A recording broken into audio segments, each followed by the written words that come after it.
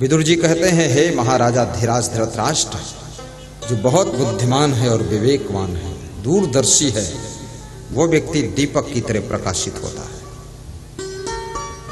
चकौल्यम, और जिसका टोटल जीवन कुलीन है, विचार भी जिसके पवित्र हैं, आचरण पवित्र है, वह व्यक्ति दीपक के समान प्रकाशित होता है। चा दमः श्रुतम चा, और जिसने अपनी इंद्रियों को वश में रखा है वह यशस्वी बनता है, तेजस्वी बनता है। श्रुतम चा, जिसको शास्त्र ज्ञान भी है। इसलिए मैं कहूंगा थोड़ा शास्त्रों का अध्ययन भी आप किया करो। ये शास्त्र कोई कठिन नहीं है, ये प्रपंच तो रोज लगा रहेगा, झमेला चलता रहेगा, पढ़ोगे लिखोगे कब? थोड़ा समय निकालो, टाइम टेबल सेट करो।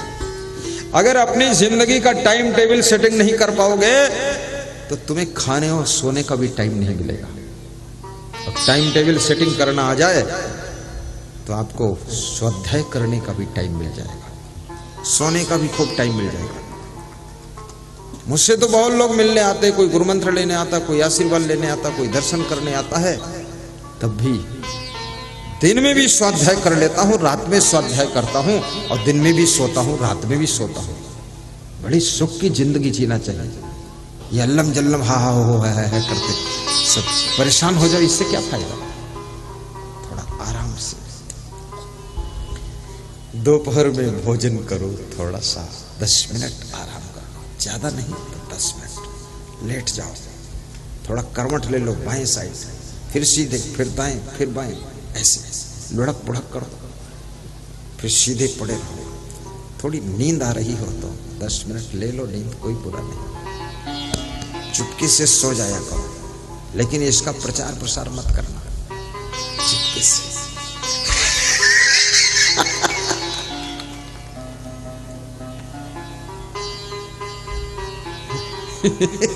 गहरी नींद का सुख ले लो।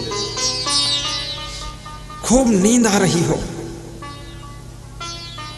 सोना अनिवार्य है। खूब भूख लगी हो, कुछ खाना अनिवार्य है। जिंदगी में खूब दुख हो तो सत्संग सुनना अनिवार्य है। जिंदगी में सुख ही सुख चाहते हो तो भक्ति करना अनिवार्य है। भक्ति स्वतंत्र सकल सुख खानी, बिनु सत्संग न पावहि प्राणी। भक्ति स्वतंत्र है, सकल सुखों की खानी है। जिंदगी भर सुख चाहते हो तो भक्ति में डूब जाओ, वहां सुख के मोती मिलते हैं।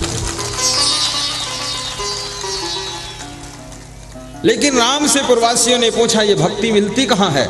तो राम ने कहा, ये सत्संग के सरोवर में मिलती है। भक्ति सत्संग से मिलती है। कबीर से पूछा उनके भक्तों ने, भक्ति कहां मिलती है? तो कबीर ने कहा, हे भक्तों, भक्ति कोई सदगुरु के सत्संग से मिलती है। संतो भक्ति शतो गुरुवानी, संतो भक्ति सतो गुरुवानी। हे संतो, कोई सदगुरु की कृपा से भक्ति आती है। भक्ति तो सबके अंदर होती है, लेकिन सुप्त अवस्था में भक्ति पड़ी रहती है।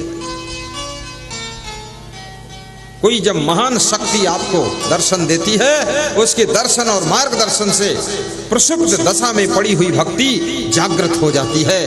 तब तुम देश की सेवा में लग जाते हो, गुरु सेवा में, गौ सेवा में, माता पिता की सेवा में लग जाते हो। छत्तीसगढ़ का एक भक्त कह रहा था, मैं अपनी माँ से बहुत रूठा रहता था, बिल्कुल पसंद ही नहीं था। बोले, लेकिन गुरुदेव आपका सत्संग सुना, अब माँ से बहुत प्रेम रखता हूँ और मैंने माँ को अपने जिम्मेदारी में ले लिया। 3 भाई हूं, 2 भाई अलग, मैं अलग। तो मैंने कहा, माँ को मेरे हिस्से में कर दो, और माँ की जमीन जगह मुझे नहीं चाहिए, लेकिन मेरी माँ मुझको चाहिए। और माँ के आशीर्वाद से वो बालक सबसे अधिक धनवान हो गया। याद रखना, माँ की सेवा, आपको धनवान होना है, माँ की सेवा करो, पिता की सेवा करो, गुरु की सेवा करो, गौ सेवा करो, देश की सेवा करो। आप गरीब नहीं रह सकते हो। गुरु का आशीर्वाद, गुरु की प्रसन्नता, माँ की खुशी, पिता का हर्ष और गौ माता का आशीर्वाद आपको माला माल कर देगा, आपकी गरीबी मिटा देगा। सद्बुद्धि आती है इससे।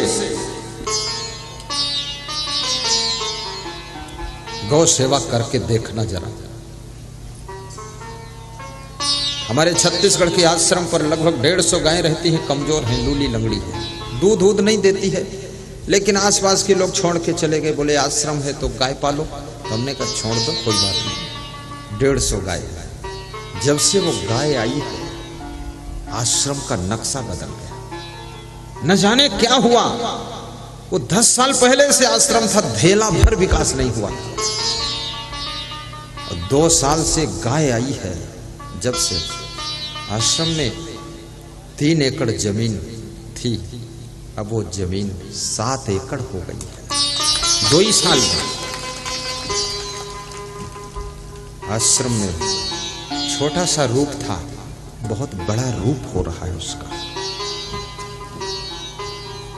इसलिए मैं निवेदन करूंगा, गौ माता की सेवा करो। जिस मां ने तुमको जन्म दिया है वो मां 6 महीने तक दूध पिलाती है, 9 महीने पिलाती है, लेकिन गाय जिंदगी भर दूध पिलाती है, जिंदगी भर दूध पिलाती है। मुस्लिम भाइयों से भी मैं कहूंगा, जब ईद के पर्व में मुस्लिम भाई बहन ईद मनाते हैं और सेवई बनाते हैं और सेवई खाते हैं और खिलाते हैं, तो सेवई दूध से बनती है। इसलिए याद रखना, दूध देने वाले गौ माता को, दूध देने वाली भैंस को खाना छोड़ दो, इनकी रक्षा करो, अन्यथा दूध कहां से आएगा? दूध पेड़ों से नहीं निकल सकता है, दूध का बीज कहीं नहीं बोया जाता है। दूध तो गाय और भैंस से ही मिलेगा, और गाय भैंस नहीं रहेगी सृष्टि में तो दूध नहीं मिलेगा, और दूध नहीं होगा तो ईद में सेवई कहां से बनेगी? इसलिए सेवई बनना चाहिए तो गौ माता को रहना चाहिए। और ये भी निवेदन करूंगा, कोशिश करो ओरिजिनल गौ माता का दूध पियो। ये जो पैकेट वैकेट में आता है ना, मैं नहीं कहता हूं ना पियो, लेकिन मुझे संदेह है थोड़ा, उस दूध में संदेह रहता है। क्योंकि मैंने कई बार भक्तों के घर दूध पिया, भक्त ने बताया अपनी गाय का दूध है, तो उसका स्वाद भी अलग था और पाचन भी सही हुआ। और जीवन में 10-20 बार पैकेट वाला भी दूध पिया, स्वाद भी कुछ बेस्वाद, और हजम होने में तो बड़ा कठिन लगा। मुझे लगा कोई केमिकल वेमिकल पड़ा है क्या।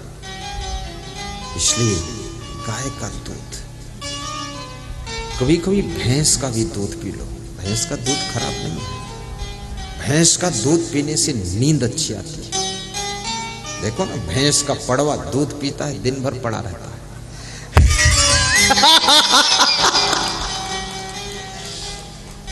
कितनी स्त्रियों को तो ऐसा पति मिला है, बिल्कुल पड़वा जैसा, सुबह से शाम तक पड़ा रहता है। पत्नी भी सोचती है ये पति है कि पड़वा है, जब देखो तो पड़ा है। और जो पड़ा ही रहे, एक भैंस के बच्चे का नाम पड़वा क्यों पड़ा? इसलिए पड़वा नाम पड़ा क्योंकि वो पड़ा ही रहता, तो उसका नाम पड़वा रख दिया। अरे तुम इंसान के बच्चे हो, हर समय पड़े मत रहना, नहीं तुम भी पड़वा हो जाओगे। अलर्ट रहना चाहिए, खड़े हो जाइए, फट से काम करिए, फटाफट। घर का नक्शा बदल डालो, उन्नति करके दिखा दो। माँ बाप को चमत्कार दिखाओ अपना, और अपनी पत्नी को भी दिखाओ कि तेरा पति कोई साधारण नहीं है, उन्नति करूंगा, विकास करूंगा। और अपनी पत्नी को कार में लेकर चलो। और पत्नियों से भी मैं कहूंगा, गले में हार हो ना हो, लेकिन तुम्हारे द्वार पर नई कार हो जिसमें बैठकर तुम यात्रा करो।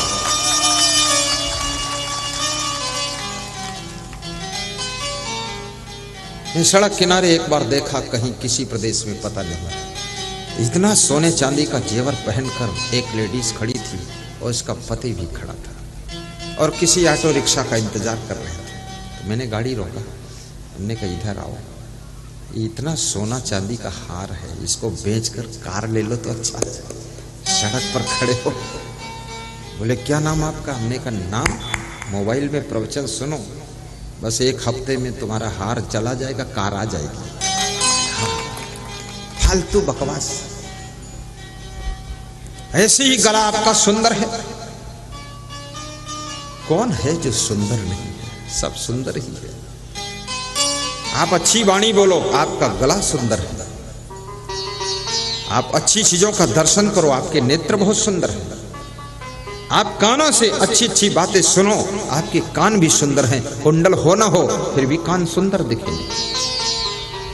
और आप हाथों से अच्छे कर्म करो, अंगूठी और कड़ा छड़ा हथकड़ा झांझड़ा ये कुछ बाजूबंद हो ना हो, लेकिन आपके हाथ बहुत सुंदर है।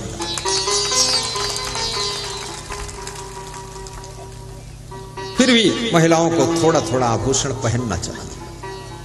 आज कोई पति पत्नी दर्शन के लिए आए तो उनकी जो पत्नी थी वो पायल बहुत धमकदार पहने थी। तो गेट से ही प्रवेश हुए तो छम छम छम। हमने कहा चलो, सूचना तो मिल गई कोई माता जी आ रही है। छम छम छम। ये महिलाओं को इसीलिए पहनाई जाती पायल, ताकि जिधर निकले सूचना मिल जाए लोगों को, थोड़ा सावधान लोग हो जाए मर्यादा से।